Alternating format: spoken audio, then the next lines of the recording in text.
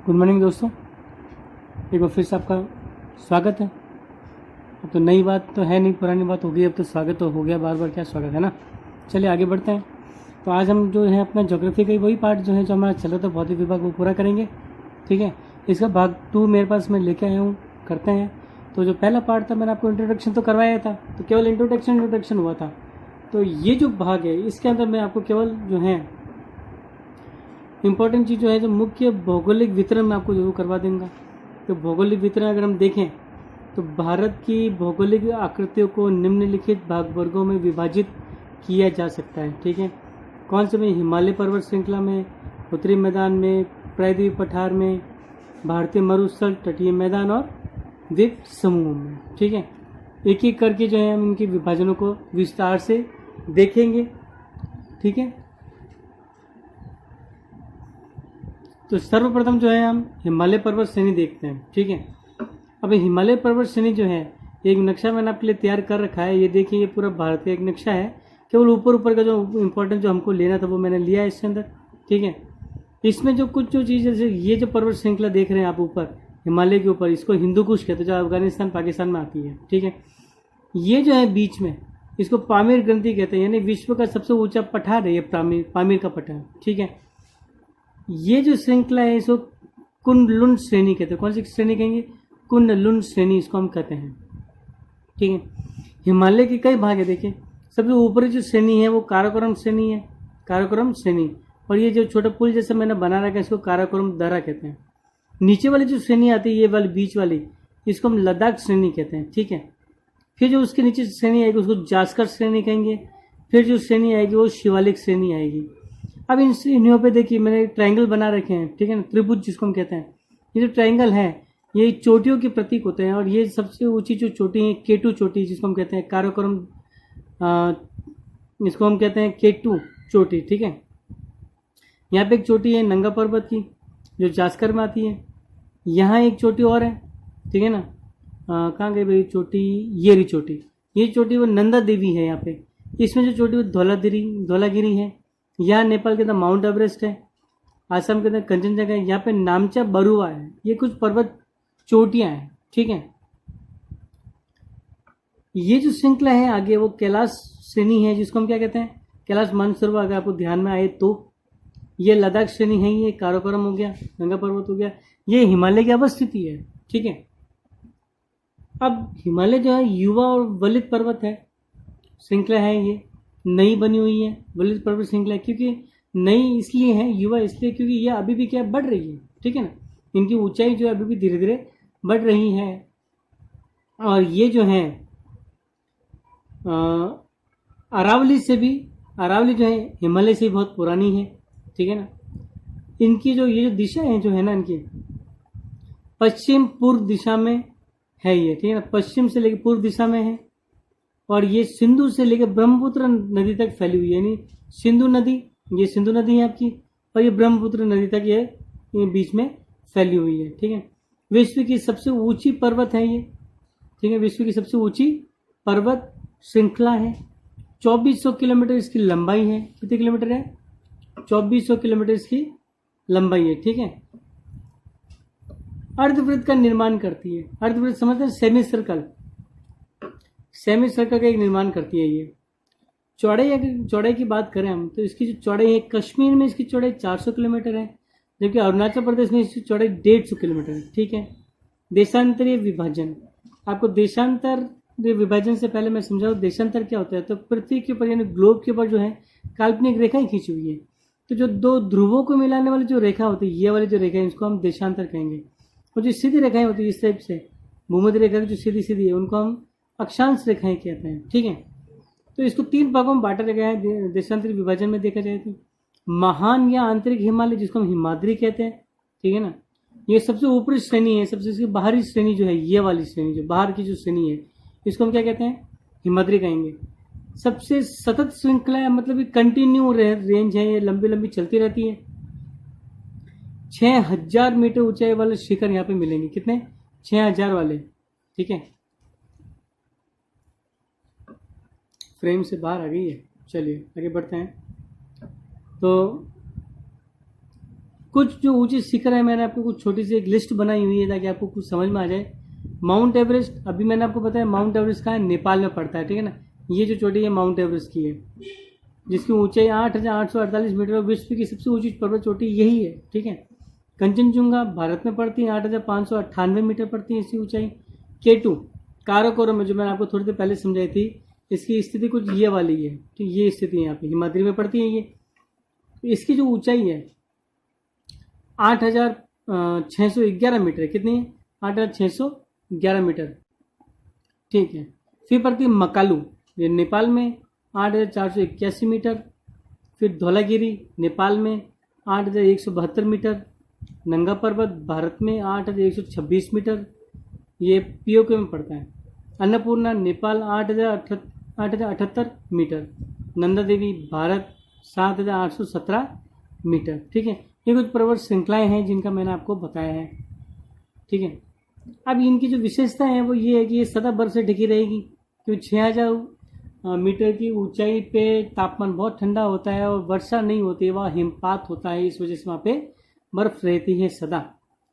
हिमानियों का प्रवाह वहाँ से होता है, यानी बर्फ की नदी बहती है जिसको हम ग्लेशियर कहते हैं, हिमनद कहते हैं।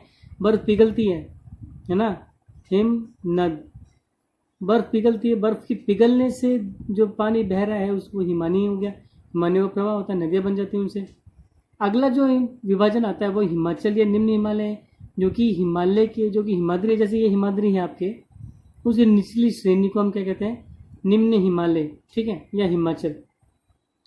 अब हिमाद्री के दक्षिण में स्थित पर्वत श्रृंखला है, ये कैसे बनी है, तो संकुचन से बनी है ये, ठीक है ना। संकुचन होता है, पृथ्वी की जो सतह है जब टकराई थी ना, ये दो प्लेटें जब टकराई थी तो बीच का जो अवसाद बाहर आ गए थे, यानी 33 का जो अंदर की जो चट्टाने मिट्टी थी बाहर आ गई थी, ऊपर आ गई थी, तो संकुचन से ये बना है। और शैल जो थी वो परिवर्तित हो गई हैं। शैलें परिवर्तित कब होती है, जब बहुत ज़्यादा तापमान पड़ता है उनके पास, यानी बहुत ज़्यादा हीट और जो तापमान इस पर पड़ेगा, दबाव पड़ेगा इनके ऊपर, तो उस वजह से क्या होगा, शैल भी अपना रूप बदल देते हैं, तो परिवर्तित शैलों से बनी है। औसत ऊंचाई जो क्या है इनकी, तो 3,700 से लेकर 4,500 मीटर है। औसत चौड़ाई 50 किलोमीटर। पीर पंजाल, धौलाधर और महाभारत श्रृंखलाएं इसके अंदर आती हैं, ठीक है। फिर इसमें कश्मीर घाटी और कुल्लू की घाटियां भी इसी में आती हैं। अब आती शिवालिक। शिवालिक इसके नीचे वाली जो हिस्सा है, किसके, ये वाले जो है ये शिवालिक की पहाड़ियां पड़ती है, ठीक है ना। तो 3 भागों में हमने इस तरीके से इसको बांटा हुआ है, इसका देशांतरीय विभाजन है, ठीक है। शिवालिक देखें तो हिमालय की सबसे बाहरी श्रृंखला है। औसत चौड़ाई 10 से 50 किलोमीटर के आसपास है इसकी। औसत ऊंचाई, यानी यहाँ पे जो पर्वत श्रृंखला होंगी, जो चोटियाँ होंगी, 900 से 1100 मीटर की ऊंचाई में होंगी, यानी इनकी ऊंचाई कम है, ठीक है ना, वृहद हिमालय से, यानी हिमाद्री से। घाटियाँ बजरी तथा जलोढ़ की मोटी परत से ढकी हुई होती हैं। जो घाटियाँ होगी, घाटी जैसे ये पहाड़ है ना, पहाड़ के बीच का जो रास्ता, ये पहाड़ है, तो ये जो बीच में जो है ये घाटियाँ कहलाती हैं। इनमें जो ये जो घाटी, इनमें बजरी होती है और जलोढ़ की मोटी परत होती है। जलोढ़ होती है जब बर्फ यहाँ पे होती है ना, तो जब पानी जब बहता है तो अपने साथ पर्वतों की मिट्टियाँ लेके आते, तो ये जमा कर रही है, उसी को हम जलोढ़ कहते हैं, ठीक है। ह्यूमस होता है इसके अंदर। अब निम्न हिमाचल और शिवालिक के बीच लंबवत घाटी को दून कहेंगे, क्या कहेंगे, दून। देहरादून है, कोटली दून है, ठीक है। शिमला है ना, शिमला, कुफरी, ये मनाली, मसूरी, ये इसी शिवालिक में ही आती है। फिर इसका हम बढ़ते हैं अक्षांशीय विभाजन की तरफ। तो मैंने आपको देशांतरित विभाजन बताया, अब अक्षांशीय विभाजन, यानी देशांतरित विभाजन तो हमने कैसे किया, इस तरीके से, ये 1 हो गया, ये 2 और ये 3। अब इसकी विभाजन हम किस तरीके से, ऐसे करते हैं हिमालय की विभाजन, ठीक है, ऐसे बांटेंगे हिमालय को इस तरीके से, यानी ये वाला भाग कौन सा कहलाएगा, ये कौन सा कहलाएगा, ये कौन सा कहलाएगा और ये कौन सा कहलाएगा, ठीक है। तो आपकी सुविधा के लिए मैंने अभी मानचित्र के माध्यम से सब कुछ समझा रहा हूँ, ध्यान से सुने इसे। सतलुज व सिंधु के बीच स्थित जो हिमालय है उसको पंजाब हिमालय कहते हैं, ठीक है ना। ये सतलुज नदी है आपके और ये सिंधु नदी है आपकी। बीच का जो हिमालय है, ये वाला भाग, वो पंजाब हिमालय कहलाएगा, ठीक है। आगे बढ़ते, सतलुज जो काली नदी पड़ती है, काली नदी है, नेपाल से निकल रही है, इसके बीच का जो हिमालय का जो भाग पड़ता है वो कौन सा कहलाता है, कुमाऊं हिमालय कहलाता है। काली और तीस्ता नदी के बीच का हिमालय का क्षेत्र नेपाल हिमालय कहलाएगा। और तीस्ता से लेकर दिहंग के बीच का जो क्षेत्र है वो आसाम हिमालय कहलाएगा, ठीक है।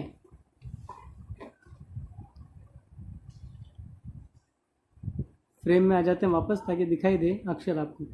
सतलुज और काली के बीच का क्षेत्र कुमाऊं हिमालय, काली और तीस्ता के बीच का क्षेत्र नेपाल हिमालय, तीस्ता और दिहंग के बीच का क्षेत्र आसम हिमालय। ये मैंने आपको ये बताया आपको, ठीक है। अब ब्रह्मपुत्र हिमालय की सबसे पूर्वी सीमा बनाएगी, ठीक है ना। देखिए यहाँ पे ये ब्रह्मपुत्र नदी है।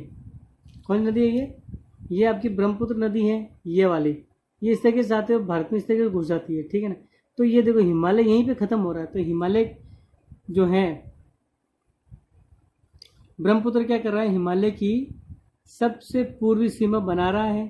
पूर्वांचल की जो पहाड़ियाँ होती है, ठीक है ना, यहाँ पे जब हिमालय जो होता है ना, यहाँ पे आके एकदम मुड़ता है इस तरीके से, तो शार्प बेंड लेके इस तरीके अपनी तरफ ही मुड़ जाता है। तो ये जो पहाड़ियाँ बन रही है यहाँ पे, इनको पूर्वांचल कहते हैं, ठीक है। क्या कहेंगे, पूर्वांचल, पूर्व का आंचल कहते हैं इसको, ठीक है। अब यहाँ पे नागा, मिजो और मणिपुर की पहाड़ियाँ मिलती है, ठीक है ना। नागा जाति है, देखिए मिजो भी जाती है, मिजोरम में रहती है। नागा जाति नागालैंड में रहती है। मणिपुर जो है, मणिपुर पहाड़ियाँ वहाँ पे हैं। सदा घने जंगलों से ढकी रहेंगी ये, ठीक है। अब उत्तरी मैदान देखिए, प्रमुख नदी प्रणालियाँ कौन सी हैं यहाँ पे, तो प्रमुख नदी कौन सी, सिंधु, ब्रह्मपुत्र और गंगा, ठीक है। इनकी जो सहायक नदियाँ हैं, चंबल हो गई, यमुना हो गई, घाघरा हो गई, गंडक हो गई, यहाँ पे गंडक भी है, कोसी नदी हो गई, दामोदर हो गई, सोन है, चंबल, बेतवा हो गई। ये जितनी भी नदियां हैं ये सब इसकी सहायक नदियां हैं, और ये सब सहायक नदियां मिलकर उत्तरी मैदान का निर्माण कर रही हैं, ठीक है। अब देखें, सिंधु नदी का जो मैदानी क्षेत्र है वो अधिकांश पाकिस्तान में है। इसलिए भारत में जो मैदानी क्षेत्र शुरू होता है वो घग्गर से शुरू होता है, घग्गर नदी से शुरू होकर ब्रह्मपुत्र तक चलता है, ठीक है ना। घग्गर नदी वही पुरानी सरस्वती नदी है, ठीक है, जो आप एक अवशेष के रूप में पड़ी है। देखें, जलोढ़ से निर्मित है। लाखों वर्षों से जलोढ़ निक्षेप से भरी द्रोणी से इस मैदान का निर्माण हुआ। द्रोणी होता है छेद। जब हिमालय बना था तो हिमालय पानी में से जो है हिमालय यानी जो चट्टान है वो ऊपर आ गई थी। तो जो खड्डा बन गया वहाँ पे, उस खड्डे को इन्हीं जलोढ़ निक्षेपों से, इन्हीं नदियों ने लाखों वर्षों में भरा है, और उसी वजह से ये मैदान का निर्माण हुआ है। अब ये जो है 7 लाख वर्ग किलोमीटर क्षेत्र में, कितने लाख किलोमीटर क्षेत्र में, 7 लाख वर्ग किलोमीटर क्षेत्र में है, ठीक है ना। यानी विश्व का सबसे बड़ा मैदान कौन सा है, तो उत्तर का मैदान ही है। अब लंबाई 24 किलोमीटर है इसकी, हिमालय के साथ साथ ही है, इसलिए चौड़ाई 240 से 320 किलोमीटर है, ठीक है ना। यानी इसके पश्चिम में, उत्तर पश्चिम में तो चौड़ाई ज़्यादा है, और पूर्व दक्षिण में जो है, पूर्व दक्षिण में इसकी चौड़ाई थोड़ी कम है, यानी उत्तर पूर्व में इसकी चौड़ाई थोड़ी कम है। अब यहाँ पे रहती है सघन जनसंख्या। कारण ये है कि एक तो समतल है, दूसरा उपजाऊ मृदा मिलती है, पर्याप्त पानी है नदियों के द्वारा, अनुकूल जलवायु है, आर्द्रता बहुत है वहाँ पे, और ये सब जो है कृषि की दृष्टि से अत्यधिक उत्पादक क्षेत्र बनाती है इसे। और क्योंकि कृषि के दृष्टि से उत्पादक क्षेत्र बनता है, इसलिए यहाँ पे सघन जनसंख्या रहती है, ठीक है। ये कारण देख लीजिए, सघन जनसंख्या क्षेत्र क्यों कहता है, क्योंकि उपजाऊ मृदा मिल रही है, पर्याप्त पानी है, अनुकूल जलवायु मिलती है, और इन सब के कारण कृषि दृष्टि से अत्यधिक उत्पादक क्षेत्र बन गया, और इसी वजह से ये सघन जनसंख्या क्षेत्र मिल गया। क्योंकि खाने के लिए इंसान को क्या मिल रहा है, भोजन मिल रहा है, ठीक है। आगे बढ़ते हैं तो देखें दोआब क्या होता है। तो दो नदियों के बीच का जो स्थान होता है ना दोस्तों, उसको हम दोआब कहते हैं, ठीक है। ये दो नदी है, कौन सी, ये गंगा नदी हो गई, ठीक है ना, और ये यमुना नदी हो गई। तो यमुना, गंगा यमुना के बीच का जो प्रदेश हो गया ये वाला, ये कौन सा ये क्या कहते हैं, दोआब कहलाएगा। अब पंजाब कहते हैं हम, तो पंजाब हम यूँ कहते हैं कि पंजाब जो है ना, वहाँ पे 5 नदियाँ हैं। पंजाब, पंज और आब यानी पानी होता है, पंज यानी 5, यानी 5 नदियों का प्रदेश होने के कारण उसको हम क्या कहते हैं, पंजाब कहते हैं, ठीक है। भाबर बेल्ट क्या होती है, देखिए शिवालिक की ढाल पर 8 से 16 किलोमीटर की चौड़ी पट्टी होती है ना। तो चौड़ी पट्टी में क्या करती है, जो नदियाँ जो अपने साथ जो पत्थर ले आती है ना, उनका निक्षेप करती है। निक्षेप मतलब उनको वहाँ पे जमा कर देती है, ठीक है।